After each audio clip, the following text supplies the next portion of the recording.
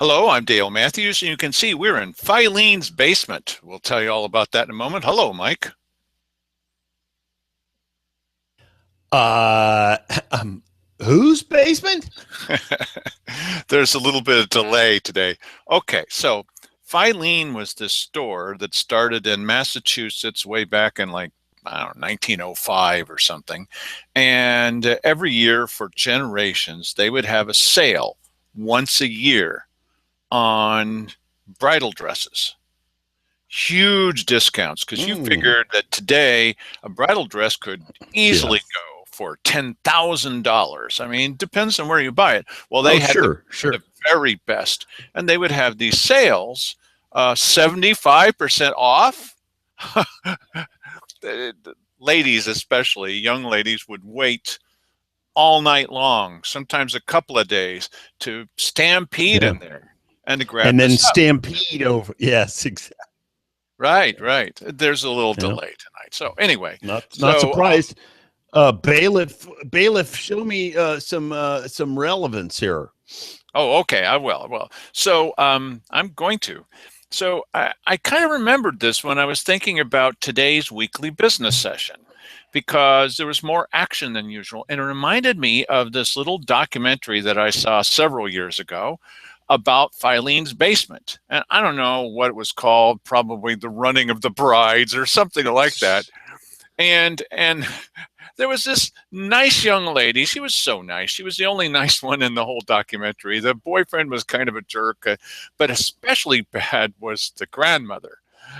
Well, if it was Cheryl Walker, she would have had to have been the great grandmother, but she was awful. And then there was the grandfather who was just kind of an old fool.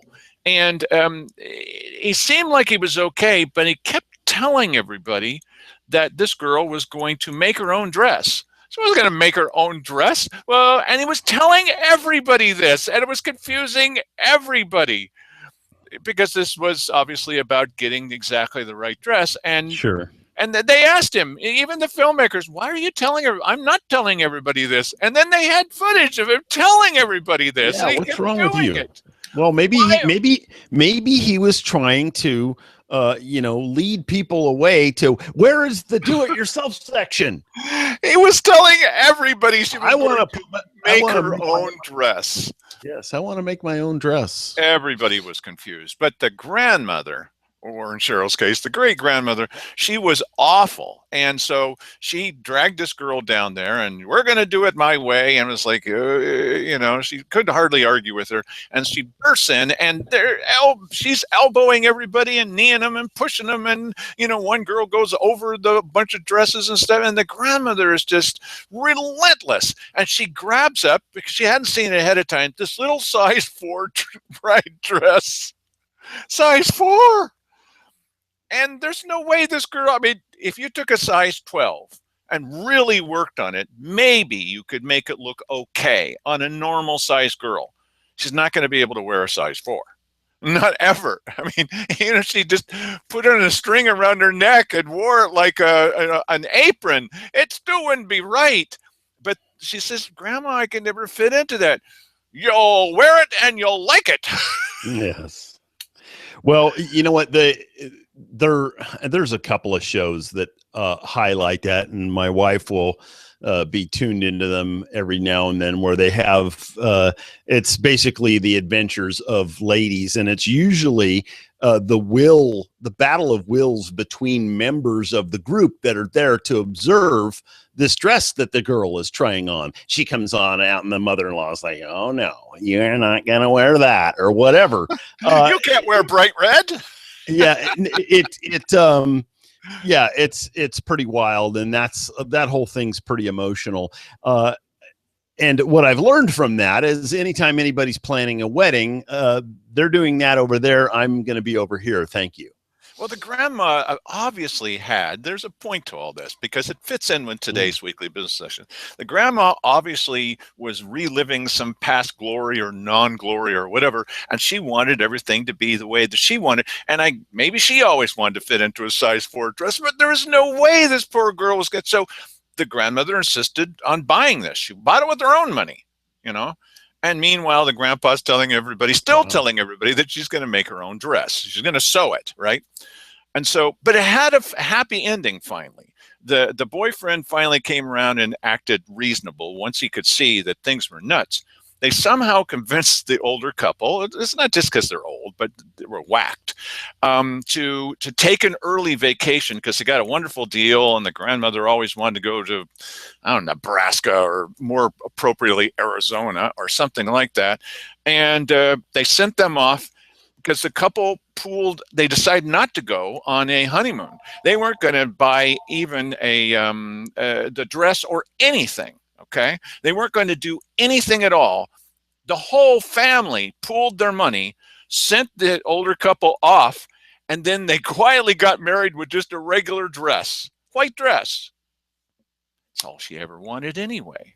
Nice. And then there was some kind of credit thing at the end where it said that they made some kind of excuse like, oh, I didn't realize I was pregnant or something, anything at all, because they got them out of there.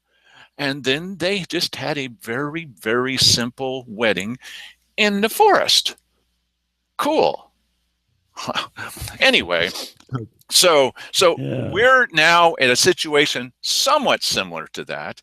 And on these fire standards, yes, because Cheryl is absolutely convinced that she's right at all times and nobody else is. And there's hundreds of thousands of people who approve of what she's doing.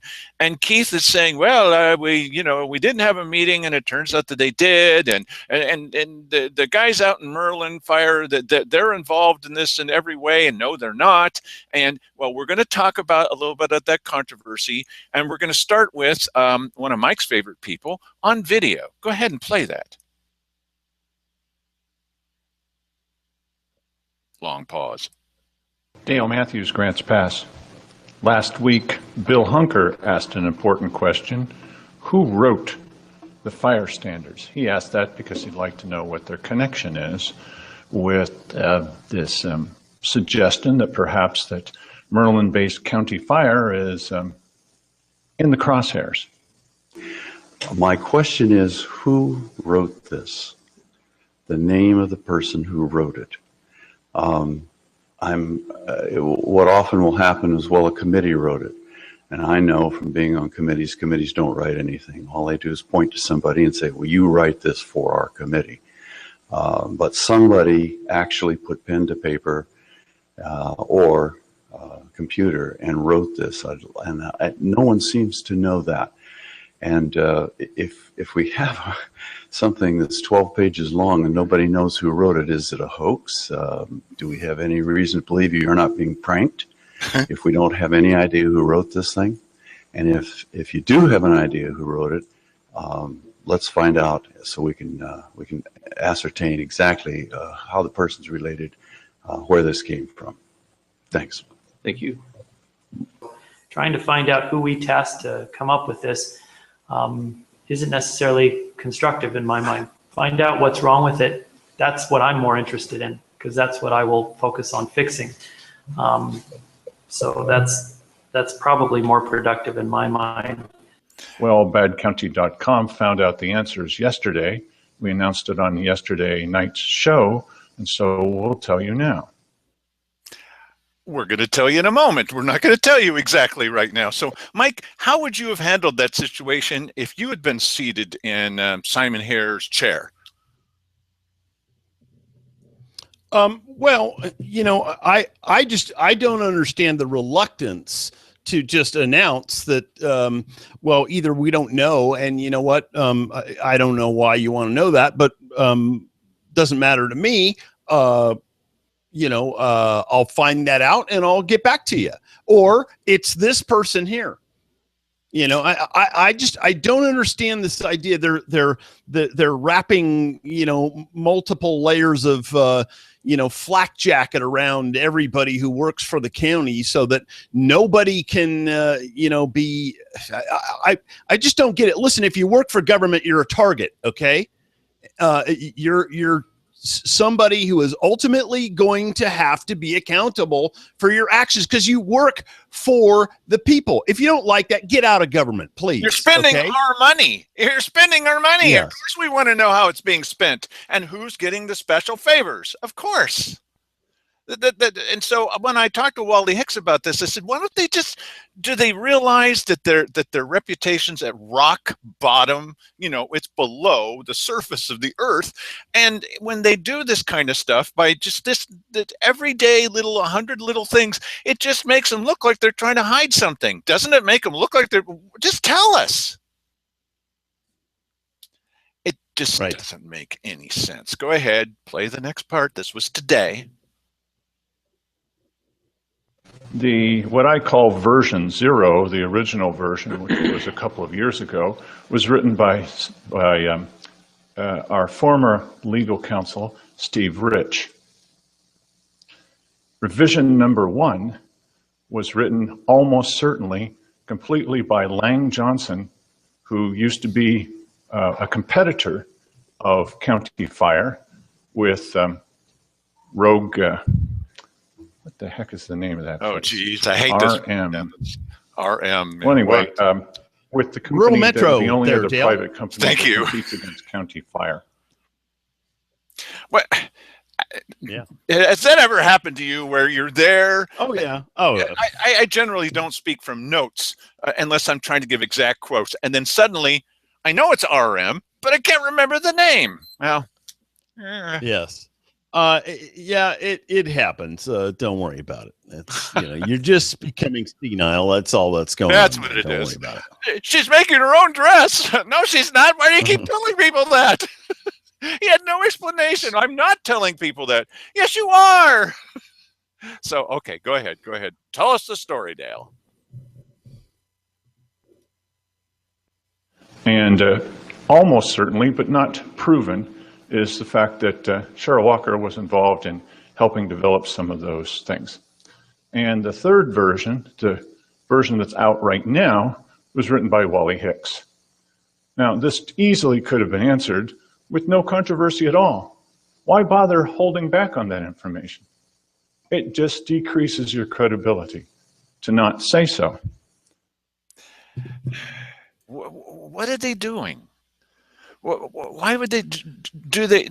I know that Simon knows that their reputation is down around their knees. What are they doing? You know what? I think it's just one of these situations where they don't want to tell you. They think it's none of your business. Just, hey, listen, it's in the draft stage right now. Don't bother me. That's kind of where they're at. But everybody just knows knock that it off. A draft statement ends up being an ordinance. It always does. The draft is of course. important. Listen, if this were an idea before becoming the first draft, it would still be worth talking about. And I don't understand. Listen, either requests and comments from citizens is for people to speak and ask questions, or it isn't. So just make up your mind. And, why don't you just shut the doors of the Ann Basker and don't have weekly business sessions anymore if you'd like to conduct everything in private. And you don't want anybody to say anything to you, which you might find offensive for no decent reason at all. Really? I saw that. Oh, look, recently, over the past year or so, the courts have said, we're in dire danger. Somebody might break in and steal the gavel or something. And the commissioners have become convinced that they're all part of that need for security. You may recall I mentioned to you that Cheryl Walker, her brilliant suggestion was that we're going to set up ramps outside in front of the courthouse. They're going to go like this, back and forth and back and forth and back and forth, could be 8 or 9 times, so that there could be wheelchair ramps in the front too. And you could see the look on the faces of the other 2 commissioners. They're like, that is the most whacked idea I've ever heard. And I'm sitting there, nobody could believe she would say that and seriously mean it. Well, and especially because, I thought we were hanging by our fingernails, Well, yes. Why are we going to spend, tons of money? But the point is that they want things like bulletproof glass and, I don't know, iron doors or something, and cards and keys and police. They're convinced that people don't like them. They're right about that. And they're also convinced that they're in mortal danger and everybody's out to get them. Now, the only people out to get them are the ones that are going to take over in May after the primary. Their time is over. You know what is interesting is that today Cheryl Walker seemed to be rationalizing the hire of a new deputy. And I'm thinking, well, you know, you don't really have to do that because nobody cares that you're hiring a new deputy. It's just all the other useless people that you hire for no other reason than to expand the size of local government that are the problem to people. And then she's saying, well, you know, we try to take the extra money if we can and put oh, really? What happened to, you know, you had that money. I mean, I was watching at home on my computer. I burst out laughing. I couldn't believe, really, you know, you had a couple of $1 million that was available that you could have used. You decided against using. Well, $1 million earlier. They took that $1 million that they hadn't expected and they put it in the general fund. What? As everybody knows, she's going to make her own dress. Nobody knows that. It's not true. Stop saying it. Yeah, that's weird. You will fit into a size 4, and like it. Cheryl, that's crazy. It's crazy. Okay. So in case you hadn't figured out, not us, not Mike and I, we all are the nice young girl that just wants to get married. I can't fit into that. Yeah. You know, Dale. Yeah. I don't know how much time you spent coming up with this analogy, but maybe you could spend a few more minutes and come up with a different one. Well, I think it's appropriate, but you know, and it's not me making it up, but okay. All right. Let's go on to the next little video segment. These are fun. Decreasing credibility also happened when Keith Heck said at last meeting that all of the principals were involved in writing and rewriting these standards. I have a message for you from Merlin, Mr. Heck. Why did you lie to everybody on the radio yesterday and in this meeting last week? What? Both of those companies are have participated in conversations, input, revisions, perspective rewrites, having input into the development of these fire rules. County Fire and Rescue says they were not involved.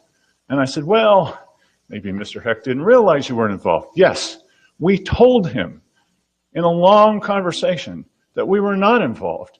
So why would he be telling everybody that we were? Well, we all know the answer. Now, okay, so sure, you know what the answer is. Why is he telling everybody? I don't know what you're talking about. You know, why is he telling everybody that they were involved every step of the way? You know, I'd really like to know what's going on with you know, this whole thing, because listen, this obviously began with the intention of squeezing County Fire out. That's pretty transparently obvious at this point. Okay. And you know, it wouldn't have mattered if they were sitting in on editing sessions of the proposed ordinance, because back when that was going on, they weren't a member of the association that they had to be a member of to even participate. They wouldn't let them in. And the key to the executive washroom of that organization was being held by their competitor, being County Fire's competitor. So, you know, listen, I think personally, that what needs to happen to this document is this requirement that they need to be a part of the Rogue Valley Chiefs Association needs to be removed from the document, because there's a gatekeeper on that organization. And if that gatekeeper has anything to do directly or indirectly with one company or the other, it is unfair. So I don't see how that stays in there unless everybody agrees that it's okay. You know, even then I think it's not good, because you could have a third party, you know, coming in to set up a fire protection company that then would have to deal with this being an outsider thing and having to deal with the clique and having to get in with the clique and mess around with their bylaws for letting people in or whatever. That's so stupid. Listen, here's the criteria. You meet the criteria, you're in the game. If you don't meet the criteria, then go, meet the state and federal restrictions or whatever, because there are some, and I think they're fairly stringent. So go meet those requirements, and then you're in the game. But this stupid thing is setting up a club here locally and having people have to go kiss the ring of whoever the Pope is there. That's ridiculous. And sanctioned by the county. Yes, and somebody's getting paid somewhere. Either, there's some sort of quid pro quo happening there. It's I'm doing a favor for my buddy, or I've got a connection with AMR and then into rural metro or whatever. Who knows how dirty it is, but take the element out that makes that possible. And that is the Rogue Valley Chiefs Association requirement. Take it out. If you don't take it out, it's dirty. Well, explain to me how it isn't. That's what I want to know. I got a question today. I'm not going to be able to explain that. I got a question today from some guy in Gold Hill because I'd shared it with them because we go to their meetings now. And he says, well, why should I care? Well, number one, the Rogue Valley Fire Chiefs Association also encompasses Jackson County. But the other thing is, just as Americans, do you like this kind of thing? Is this the way that you want to have things go? We don't need special rules. Special rules? And Josephine and Jackson County, we don't need special rules. They already have to do all these things. And the only thing that we need to know as citizens is who's giving, what can I afford, and how much do I want to spend? That's all. We don't need this group. It's like if this group of county commissioners says, that charter really needs to be rewritten, they might be right. But I don't want these guys rewriting the charter. Yeah, and I'll tell you, it doesn't matter what level of requirements that you put on them. If at some point they're not able to meet those requirements for whatever reason, let's say something happens and, they've got, a couple of new guys on their crew and they mess something up. I mean, these things happen, so you can't, I just think that there are already enough requirements on. If you start adding things in, I'm not totally opposed to Josephine County having their own requirements, but I am. Okay. Special requirements in Josephine County when the state and I don't want Cheryl Walker's seal of approval on my franchise. As a matter of fact, we live off the fact that she said, "Don't watch this show. It's terrible. You'll all die if you watch this." That's gotten us further than if she'd said the opposite. It's Cheryl Walker. No. Yeah. Stay away from us. Don't get me wrong. I would rather that they just didn't listen. Anytime you put some level of burden on some business, their services are going to cost more. That's just the way it is. It's an independent business. Right. So their services are going to cost you more. Now, if Josephine County wanted to put some requirements on, like we want to make sure that you meet these minimum standards, okay, I think that they have the right to do that. I think that you're on legal shaky ground. I think this thing about the Rogue Valley Chiefs Association is just dangerous. It's a bad precedent because it opens this kind of corruption. It opens the door for this kind of corruption in all different types of things that the county has their hand in, so remove that. Listen, if you want them to jump through some hoops or whatever, I think personally, it shouldn't be exclusionary. Whatever you're requiring shouldn't be excluding county fire. It shouldn't be, it appears that they're fairly well equipped and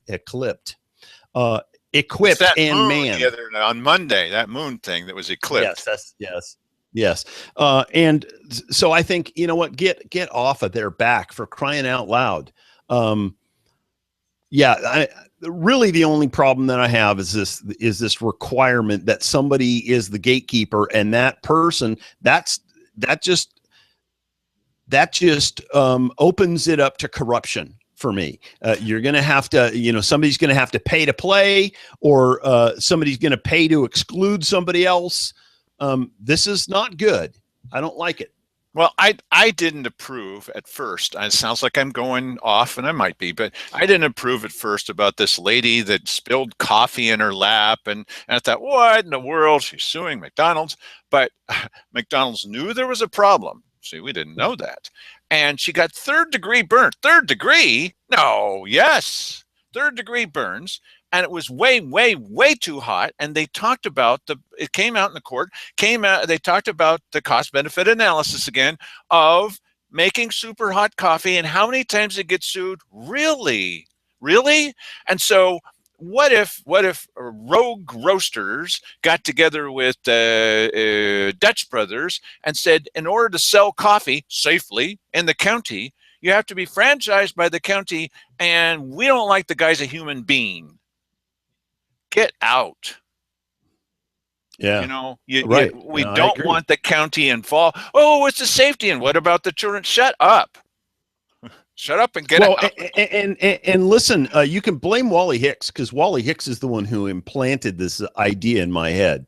Yep. He said it in the little back room there, that we, need to avoid the appearance of impropriety and the possibility it might be construed that we are trying to favor one business over another. Now, it may not be in this particular case that the county is having a preference for one company over another, but they're setting up a situation which allows that type of activity. Now, there are two ways that can happen. One is the favoritism with the Rogue Valley Chiefs Association membership. The other one is just the requirements that the Josephine County puts on this.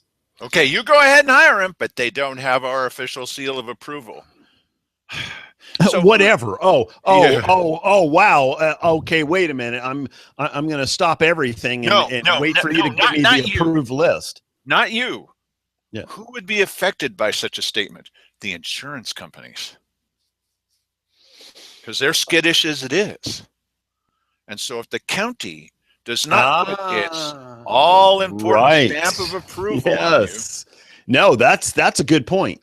That's a good point. Now, I talked to my insurance agent a couple of days ago, and he wasn't aware of what was going on with this situation, so I brought him up to speed.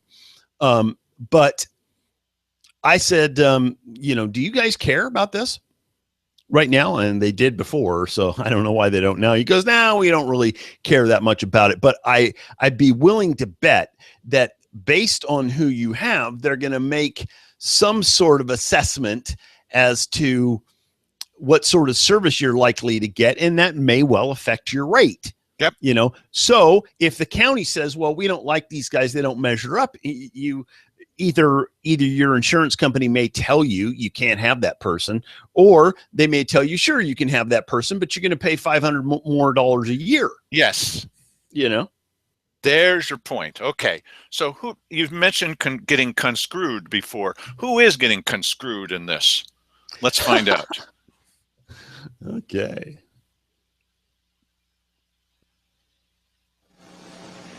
It's not good. It's not good for your credibility. I've noticed that the last couple of meetings of the city council that they're actually criticizing you in an open public meeting. We need to make sure that this thing works.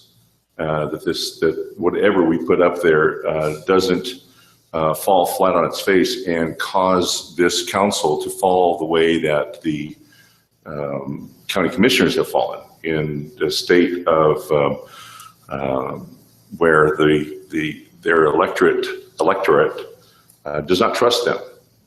There's the level of trust for our county commissioners is abysmal. Now he was talking. He was talking about the sales tax and how they don't want to fall flat in their face. Too late. Oh, wow. But if there's one good thing about Simon Hare, he's not Mark Gatlin. Yes. And if Mark Catlin is saying that, Wow. maybe he's trying to set himself up for another commissioner run or something I'm like that. absolutely certain of that. So this is all, election Yeah. blather. But he's not the only one that said that. I said a couple of times, and this was one of the examples of even at an open city council meeting, they're criticizing the commissioners for not having the faith of the people. And it's not because we're crazy. They don't have our faith on purpose for reasons that we've shown you on this show and in our videos. They're just, sometimes they're exaggerating, and sometimes they're just flat out lying to you. So Yeah. a little bit more.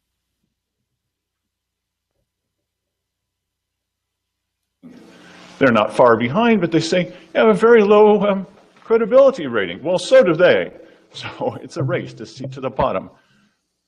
On the mineral withdrawal, last week, Keith Hicks said, we have not even met yet. What? So all that we needed to do, one of my favorite things to do at badcounty.com, and then the commissioners are looking at me, but I'm looking at them.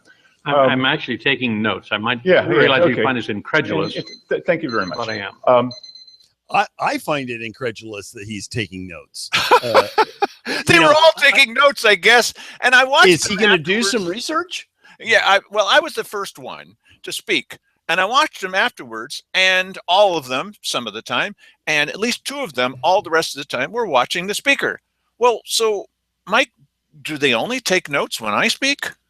No. You know what? This is, I don't know when they take notes or if they take notes. I think the only notes that happen is, and especially with Cheryl Walker, she's writing down, this is what I'm going to say to him when I get my chance.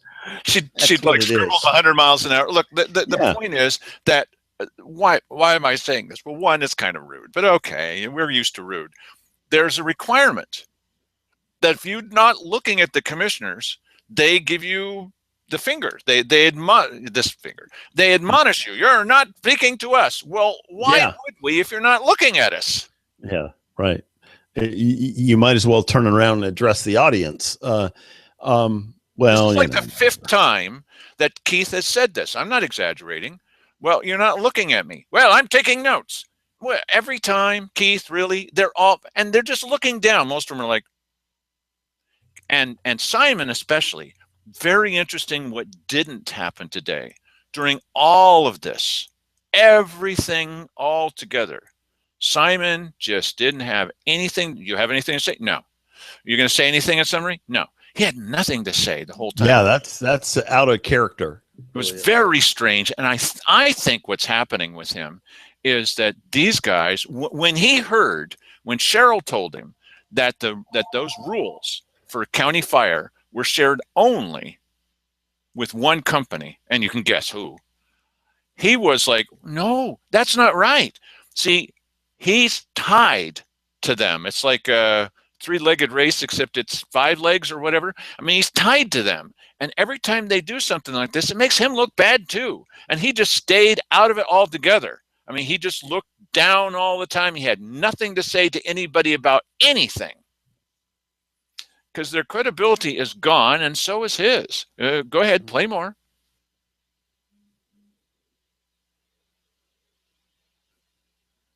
On the situation on the mineral withdrawal, that is a certainly the individual commissioners will be commenting. I have no question in my mind about that. We do. And my position might not be the position of the full board, and that's the only hiccup as far as that goes. But I certainly will be commenting on it, and I'm sure that others will be as well. But because it is an issue of which was magnified quite boldly by the numbers of folks that were here on the Thursday night meeting, this is probably not an issue of some consensus board to speak as a board position, because the board is supposed to be representing county citizens, and there was quite a strong voice to that. That is not going to deter me from speaking about the situation. It did when they had the meeting. Speaking, we have not yet even met yet to talk about should we, won't we, will we. When do we, or what's the plan, this mineral withdrawal, as far as the board expressing a position? Well, there's two issues. Just to clarify, the request for a moratorium on dredge mining, which I don't think we're going to. We're not going to join the lawsuit, but that doesn't mean we couldn't take a position publicly. I didn't know if the board wanted to express a position as far as the board goes, or is that something that we individually as board members can express? I mean, because I will certainly express my concerns, but I don't know if that was, what do we want to do something as a unanimous voice together? Well, I can't speak for her, Yeah. but I don't think we're going to be together. I don't think we're going to be as my.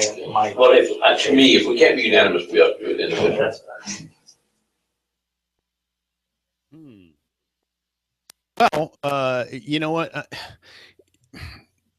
was The issue that I have with this is that, I mean, it becomes unclear whether it's just fear of Cheryl, because Cheryl was at Cheryl was at that meeting, and I think Keith was too. Yep. And I think Cheryl is probably firmly on the side of the environmentalist folks, and but I think really more than fear of Cheryl, or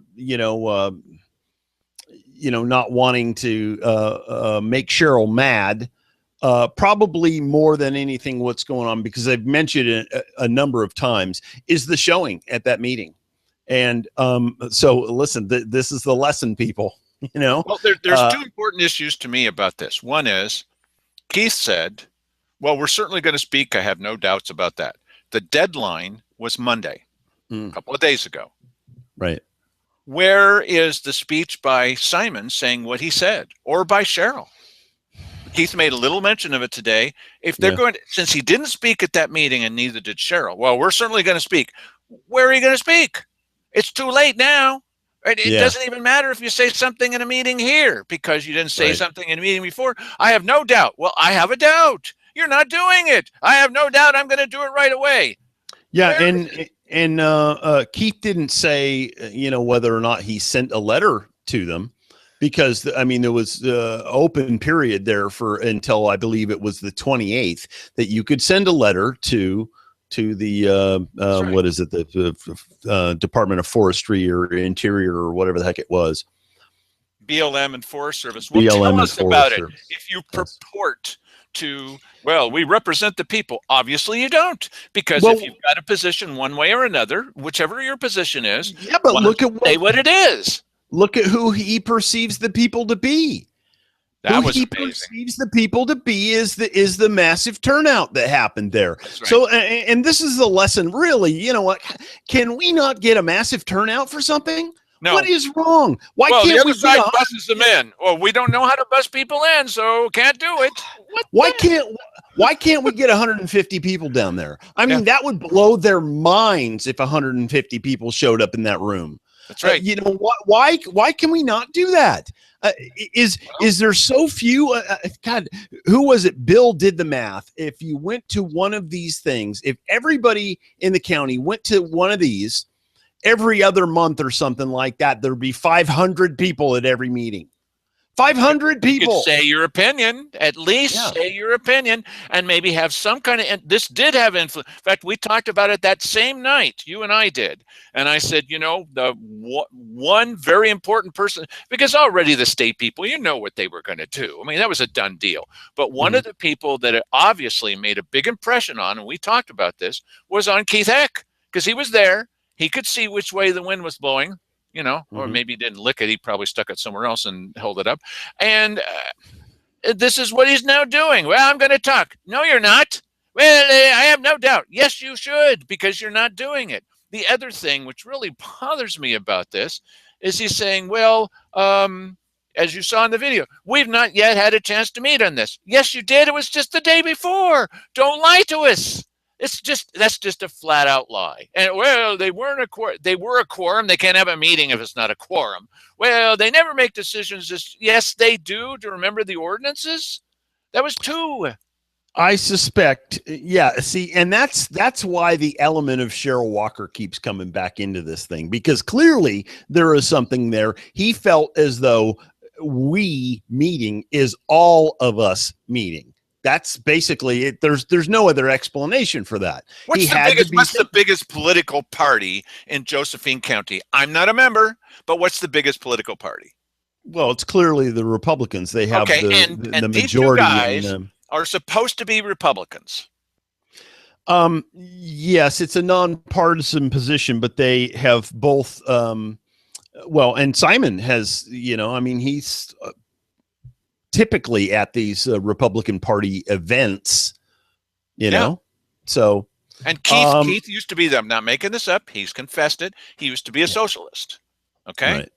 Well, is he any different? Right after he got back from Vietnam, which that was weird, and that was in the 60s. Yeah, he must have been heavily influenced by Jane Fonda or something. Well, who's the only other Marine you can think of in the early 60s that was against part of our government and took action, who was a sharpshooter? Lee Harvey Oswald. Yes. Hello? He became a socialist right after coming back. But this may be well, hey, listen, and I'll give anybody the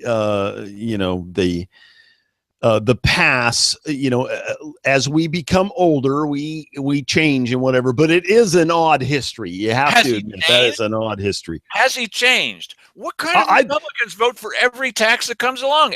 You got a tax? I like it. Remember that thing with James Dean, rebel without a cause? Yes. What are you rebelling against? What do you got?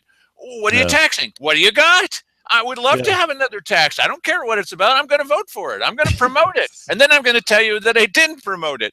Keith, we've seen the tape.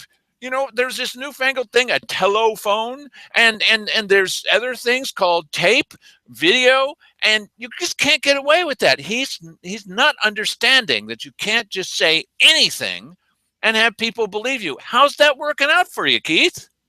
It's not working at all. And on the other topic that we were just talking about, I would love to hear a candid recount of his life around that time. I really would, because I have wondered about it. I mean, how did this whole thing take place? You might need some sodium pentothal or something like that, but I don't know if he knows. Well, okay, next clip, please. Jeez. Well, as it turns out, we just rolled back the tape to the day before, and there they were talking about it in a quorum. So this is not helping you. Thanks for the interruption. He just thinks it's funny. I'm laughing with him, not at him. Okay. Go ahead. Now we're going to hear what County Fire had to say about, is it true that they were involved in writing the various drafts of this fire plan? Go ahead.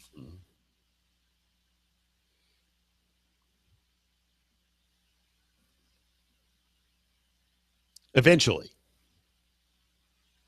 We have Dan Trader from Merlin-based County Fire and Rescue right here.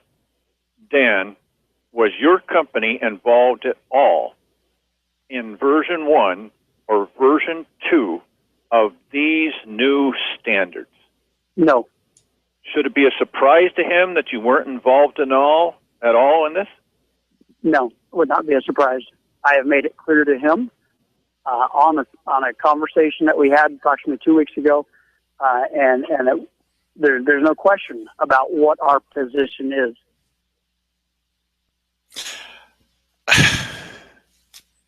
Now, heavily edited. So now Keith's going to tell you, well, they've been involved from the beginning. And he just repeats the same stuff over again. Well, they've always been, I'm mystified why they would say that. Well, okay, one or the other of you is lying. directly lying. And honestly now, Mike and I don't know who's lying. There's no way we can possibly know. But we don't even understand the vagaries of the internet, much less the vagaries of the human heart. Okay. Or the vagrants of the internet. Right. And so that's who we are. Yes.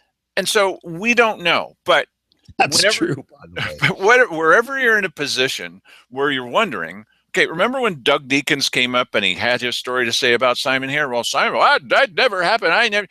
But you believe Doug Deakins because one, he didn't have a history of lying to us, and two, he sounded believable. I think these guys sound believable. And there's certain parts to all this where you have to admit, objectively speaking, there's a question. But who has lied to us or exaggerated things or covered up things again and again and again and again and again? The Daily Courier. No, I'm talking about the commissioners. And so when they say, you can trust us, why, we're telling you the truth. Boy, I don't think they can come back up from below ground level on this. So who am I going to believe? Objectively speaking, we don't know. Realistically speaking, they're probably getting screwed over. Mike? Yeah. I got nothing on that. You want me to play some more tape? Yes, okay. Please.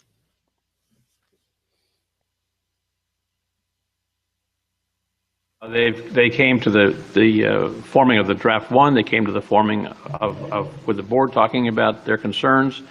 They're concerned. We listened to the concerns. Several of the changes that they requested were made on the minute or on the forms that were up for draft. So I'm not quite sure the hue and cry about County Fire not being invited to any of these things. It has no basis in facts at all, and it's sad because the whole process is still a draft proposal. And it has not yet been written, is not yet final. It's a draft proposal. Drafts can be looked at, talked about, argued about, fussed about, whatever. That's the purpose of a draft. There's nothing that is set in a stone about this ordinance by any means. It's just not there. Other than that, it still makes the big news.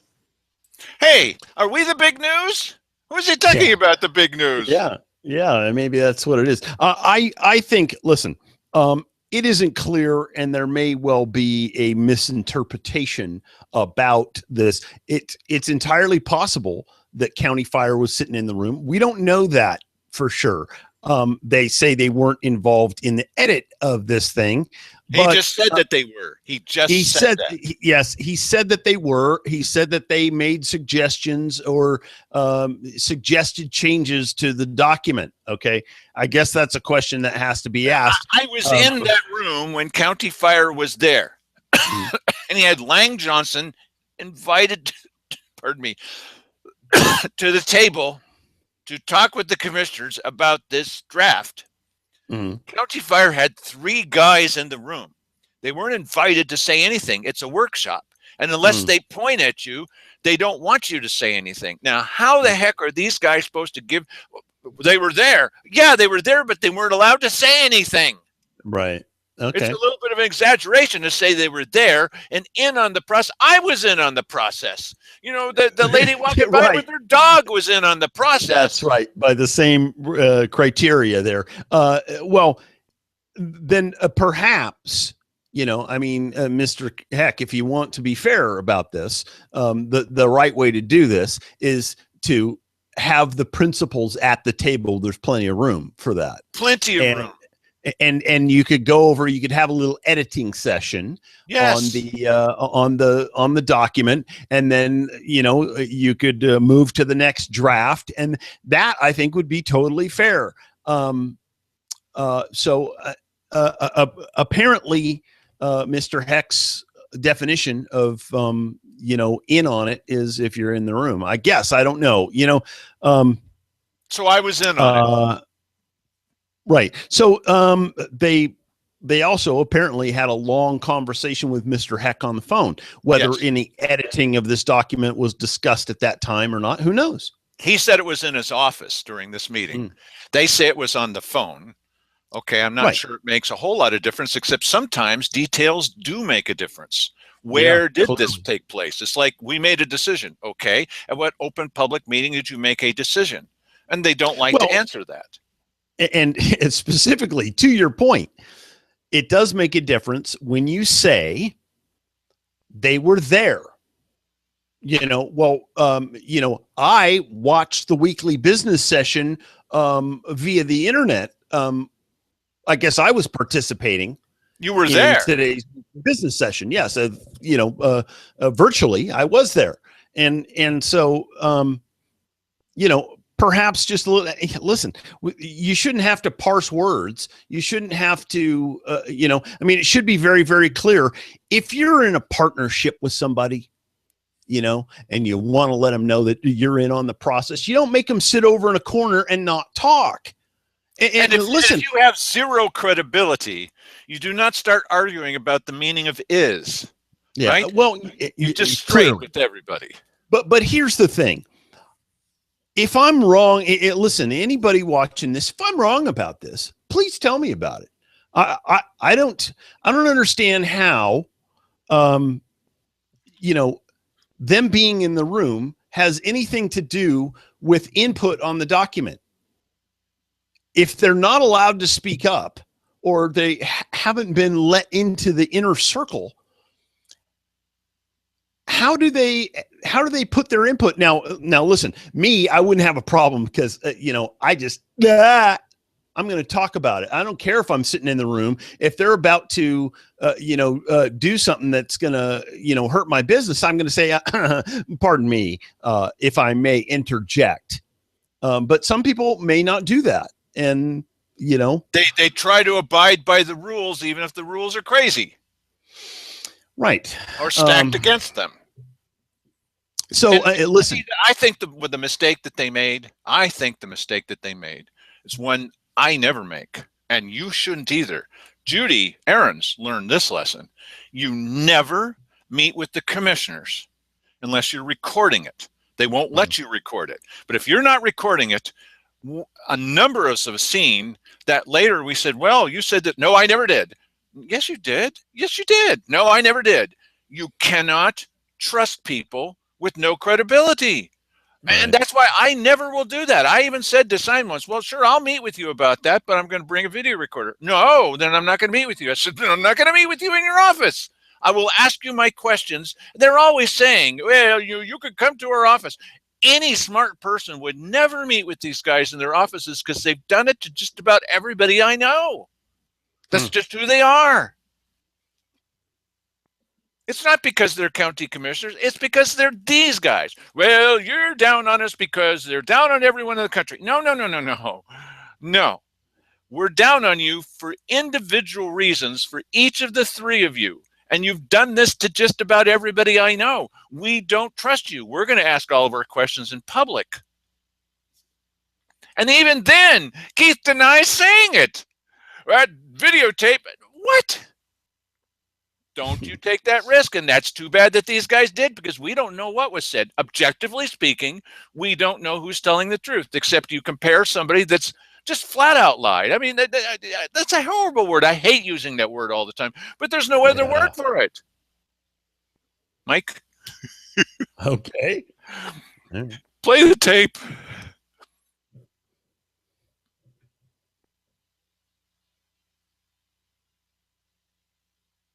It's delayed. I am absolutely incredulously stymied in regards to what we try to do. People demand openness, and this board has done nothing but that. Oh, well, they're nothing but open. The ordinance in regards to fire standards. Fire standards, there have been drafts and redrafts and proposals around for probably in excess of 20 years. And the reason an ordinance is needed for the fire service is that we're one of the few places, if not the only place in the United States, that has area that's called unprotected. There's no breaks in this, so we'll have to cut in when we want to. Look, one of the questions that keeps coming, one of the things that keeps being said is, well, this has been around for a long time. You know, the other side of that is, if it's been around for such a long time, how come it's never been adopted before? Yeah, and if it's been around for such a long time, how come we just don't have an existing set of standards and everybody goes by that? They had this thing. If you listen to them, they'll tell you any opportunity they have. Well, it's 20 years of having, but they've never adopted them. Previous boards would not adopt them. Previous boards set people down to talk about it, and they didn't like it. They didn't like it. And so we ended up with starting all over again. Why would we have to start all over again? I don't recall, since I've been here, thinking, boy, I wish somebody would sure lay some more bureaucratic restrictions on my fire protection company, because I don't think they're being hard enough on them, and I'd like to pay more money. You know, I've never had that thought. So, you know, I don't know what people are expecting that this is going to do for you. My general response when somebody says, should the government? I go, no. That's the answer to that question. Well, as far as ordinances go, I believe, especially since Cheryl is beating the drum on this, she says a little bit here and there, but she's the power behind all this. And poor old Keith is trying to keep up with, I think she's going to make her own dress. Okay. So Cheryl is the pusher behind this. You can expect the same tenor, the same kind of ordinances that we were getting from Cheryl with the 4 junk ordinances that were defeated by 80%. You have to look back at the history and say, that's the kind of thing that Cheryl's going to want to do. Did you like those ideas? It's not that you shouldn't have any of them, but did you like what they came up with, and how much thought did they put into them? They started off with a draft. Well, it sounds like at some point down the road here, there's going to be a time where, you know, we're going to need to show up to show what you think about this, because at some point they're going to talk about it in the back room. They're going to have the final draft, and then they're going to bring it to the weekly business session for the purpose of voting on it. And at that point, I would hope that you would show up and make your feelings heard, whether you love it or hate it. Well, already at this meeting, okay, there's only so much time in the universe, and nothing is permanent, of course. Already at this meeting, Sandy Casanelli mentioned, and somebody else, I think, if these commissioners push through this ordinance and say they don't need a vote, they don't need our vote, then we should put out a referendum to recall the ordinance, really, and anybody that votes for this should be subject to recall. Now, you know, it's kind of like Mark Seligman saying, oh, I've got to recall everybody. Well, nobody takes that seriously, because he always says that kind of stuff, and he doesn't have the power to do so. Or Rika Brown with 16 signatures on, you know, come on, it's in front page, 16 signatures, it's nothing. But these guys reacted pretty strongly to that. I'm not sure it's in these clips, but, oh, the idea that maybe we should be recalled. Yeah, because we know where you're headed with this. Just based on history, you're headed to an 80% defeat. Well, you know, I think that trying to get a recall operation off the ground at this point, at this late date, when the bulk of the board is about to be, up for re-election, it wouldn't work. Yeah, it wouldn't work. No, we're a political analysis show. That's not going to work. And threatening them with that, sorry, that's not going to work either. It sounds good, and it might stimulate the populace, but no, honestly, that's not going to work. And I understand why that thing should be said.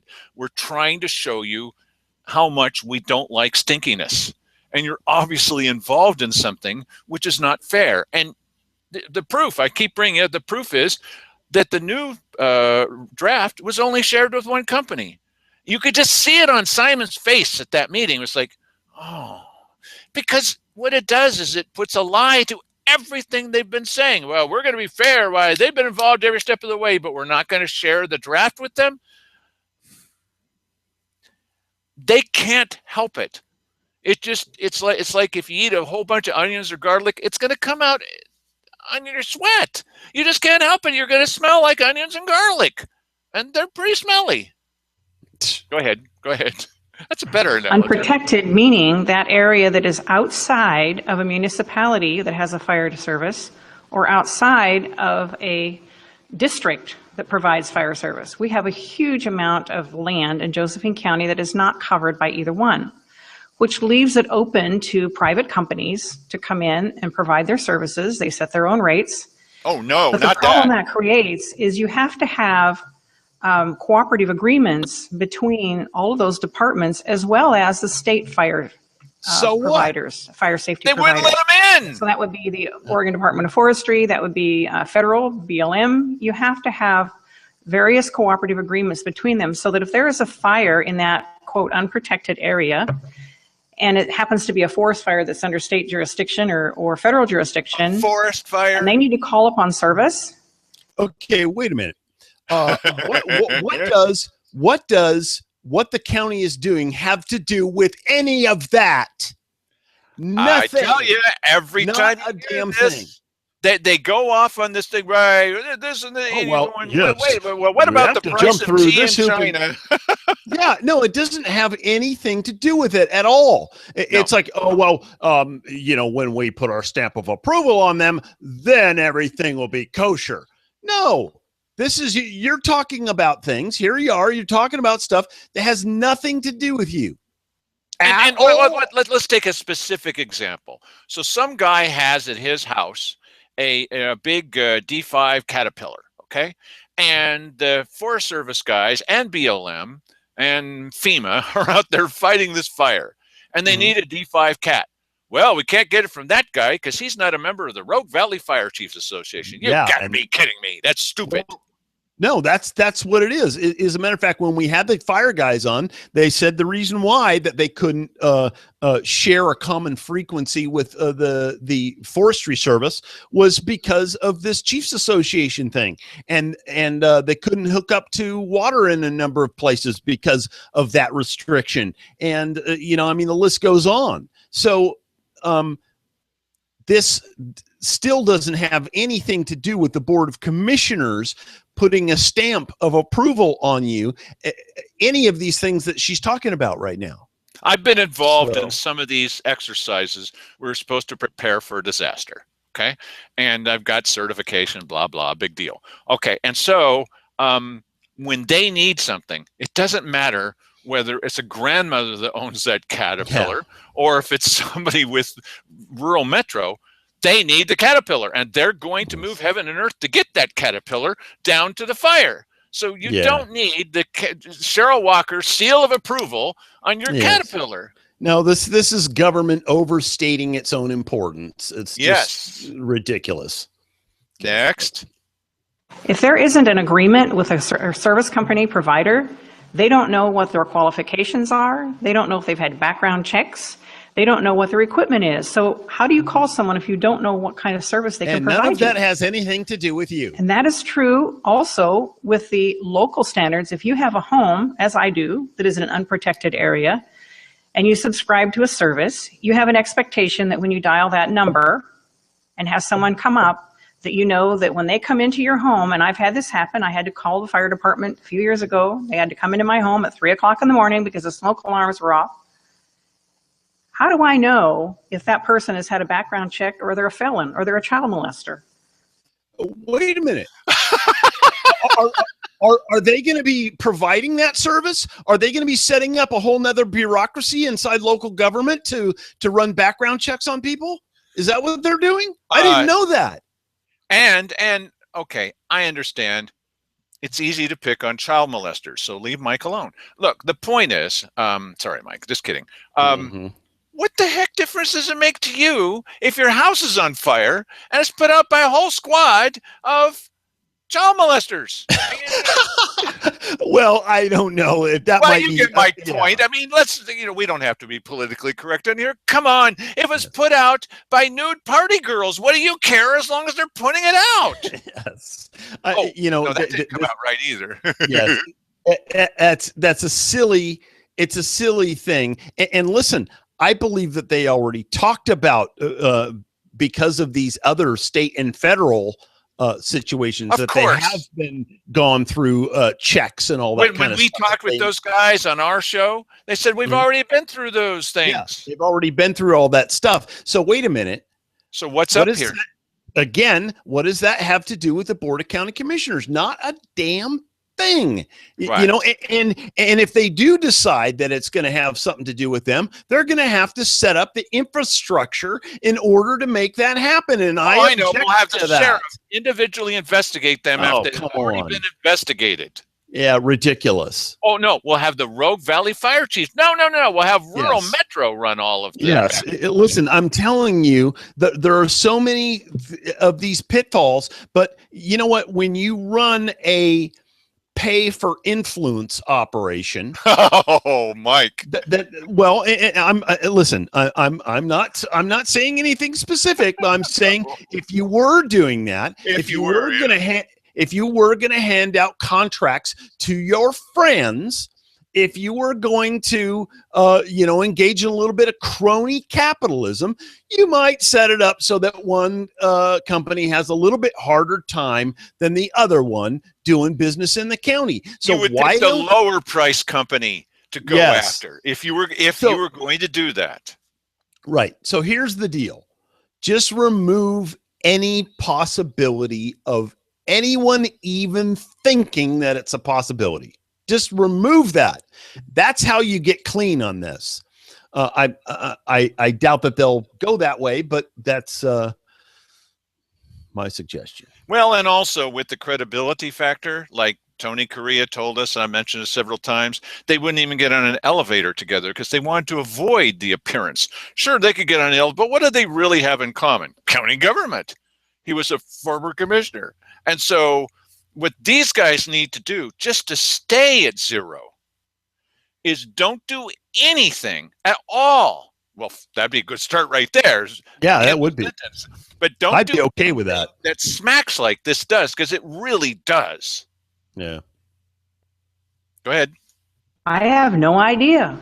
But if there are standards that they have to meet, that they do a background check, that they actually have taken certain training, and they're going to show up with the right equipment all done to it fight the fire that may be in my home, I can rest assured that I'm going to get the best service that is available in my community. No one is zeroing out or was targeting in or putting anybody in the crosshairs. That has not even been an issue with this. What the issue is so that we can cooperate. What if I don't want best service in the community? What if I just want the cheapest service available in the community? Like I do with my auto insurance. And nobody's saying there's nobody in the crosshair. That's not even an issue. That is the issue. Don't tell us it's not the issue. That's the issue. Yeah, of course that is the issue. Yes. Go ahead. With the state and with the federal agencies, as well as all the agencies in the county, to have a very minimum standard.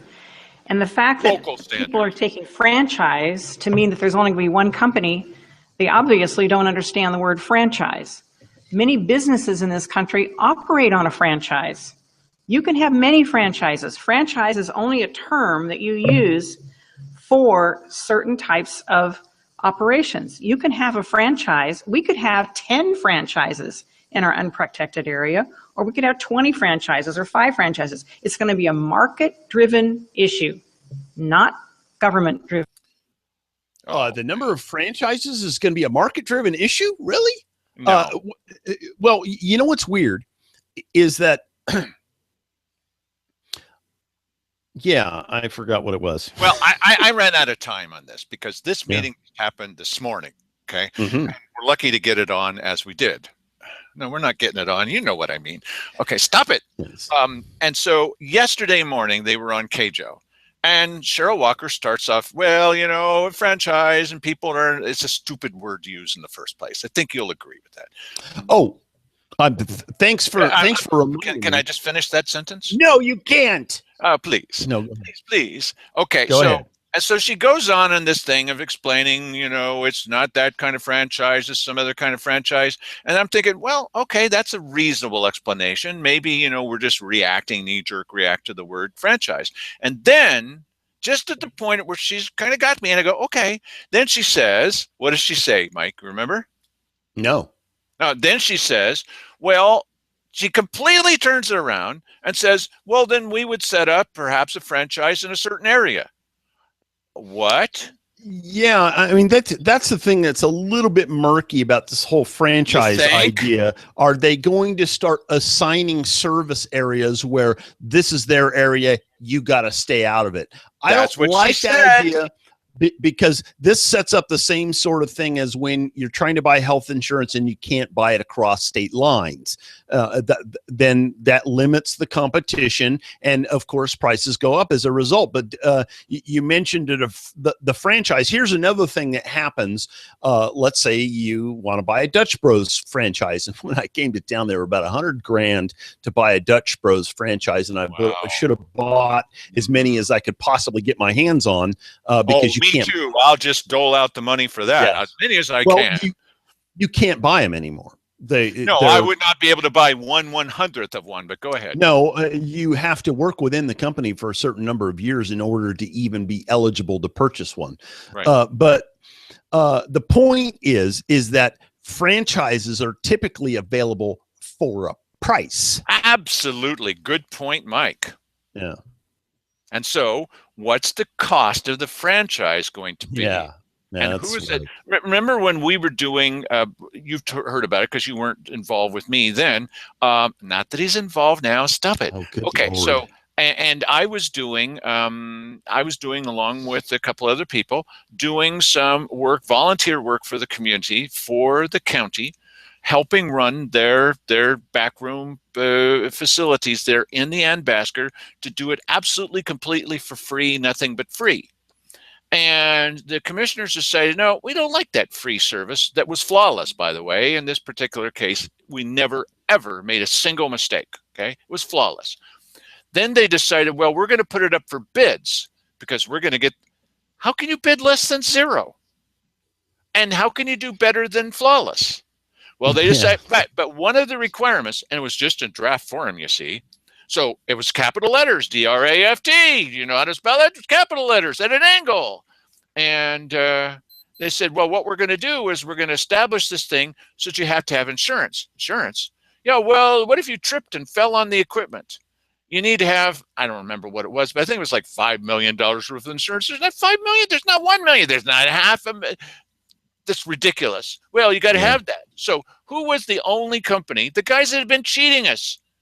They literally stole equipment from us. A citizen panel that they appointed said they ought to be gone after by the state police for fraud. They stuck with them. Well, because they're working with SOU, and they just attach themselves to their insurance. There's no way we could do that and do it for free and pay. Also, no, it's ridiculous. That's where the draft comes in. This is what we're talking about. I'm a draft resistor. Go ahead. An issue. So when we're talking about minimum standards, that's exactly what it is. So back to the openness issue. We started working on these a long time ago as a county. I served on a committee many, many, many years ago. Many other people in this community have, trying to get these standards in place. That's not openness. So that people will know what is going to show up at their doorstep when they call for fire service. We already know. Rather than have someone show up that doesn't have the appropriate training or equipment or background check. They already did that. We aren't even requiring, we're putting provisions in there. We aren't requiring that they have EMTs or medics. But if they have them, they have to be licensed by the state. They have to meet a certain standard to be licensed. They do. So when we're talking about franchise, we're not being exclusive to anyone. Anyone can come in, provide their documentation that they have the basic standards, and they can be a firefighting company. Doesn't matter who they are. It can be ABC company. It can be anybody. So that's not the issue that we have here. It's standardization and expectation and safety of the public. That's what we're looking for. And I am just absolutely, like I said, it's incredulous. You ask for openness when we first get our draft ready, and it's a draft. We know there need to be things in there. We've had input from all the fire departments, including County Fire, by the way. They have participated in input. I had County Fire in my office one day asking how they could become part of the system, how they could become part of 911. I explained to them how they could. I gave them the directions to the ORSs. Then they came in and met with Commissioner Heck. They sat right there in the meetings. They've been there, and they have provided information that we have considered, and some has been incorporated, as we have for all of the others. And Mr. Matthews, you can shake your head no all you want to, but you don't know all of it. In fact, you don't know much. So anyway, when it comes to a And I'm draft, incredulous. that's what it is. That's why we put a draft out there. We know that there has to be input from the people who are going to be working with them. Are there typos in it? Are there mistakes in it? Are there references in it that shouldn't be there? Probably and absolutely, in many instances. That's why you have a draft. Look at it. Tell us where it needs to be fixed. Don't come in and start threatening with referendums and recall and all this BS. I'm sorry. Look at the draft. Be creative. Be cooperative. This board is about public safety. And that's the only motivation for this ordinance. Thank you, Mr. Chair. Commissioner here. No comments. Okay. Really? That's After the all only that? motivation. You know what? I'd like to pick Simon's brain on this, because normally if he was on board with her rhetoric there, he would have chimed right in behind it. And Longer so than I she wonder what he knows. I would very much like to know what's going on in Simon's brain right I there. think he was completely burned by that idea that it was, by Keith probably, that it was shared with only one company. Hmm. And it just puts a lie to all of it. And the fact that she and Keith keep insisting that those guys were involved all the way through, and those guys say, no, we weren't. Who do you believe? Yeah, I don't know. I mean, this is the problem with this. You know, I would like to believe that, okay, they say that they've had them in their office and they've, they've been in on these sessions and whatever. I'd like to think that that's all on the up and up. I really would. And But somehow listen, County Fire says, no, we weren't. Now, who are you going Yes. to believe? yeah, but there are still chapters left to go here. I think they are Not tonight.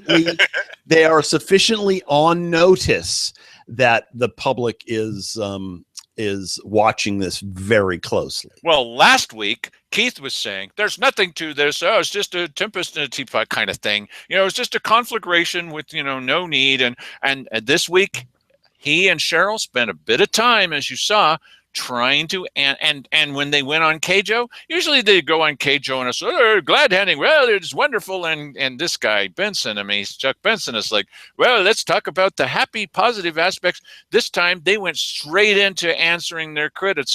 They didn't do a good job, but they know that we're watching them, and they have to know that they have no credibility anymore. It's all gone because they've spent it. They just threw it away by easy things where they didn't need to do that, and they just did it anyway. So I would ask our viewers, where's anybody getting this information from that points out that the commissioners are simply not telling you the truth? Is there anybody that's comparing video from yesterday with video from today? Is there anybody that's putting it on the front page of the Courier? Is there anybody at KJO? Is there anybody at KJO? Why do they call themselves news? There's nobody but us. And when he says, well, it's making the big news or something, what big news? It's not in the Courier. It's not on KJO. It's not on the TV stations. What big news is he talking about? Someplace in Salem? Portland newspapers? There's only one source. This is it, buddy. You're watching it. This is it. We'll try to keep you informed. We're going to try. We'll tell you if we think that we've made a mistake or if we've got something.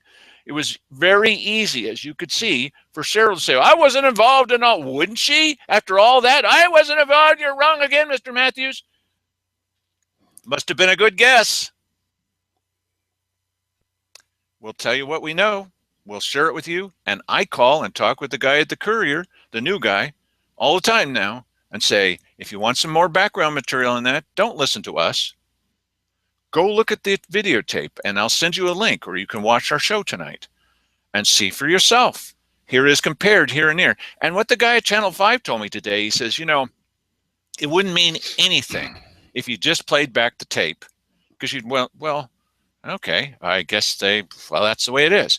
But if you know a little bit of the background and you say, well, here's what they did just yesterday, much less last week or last month.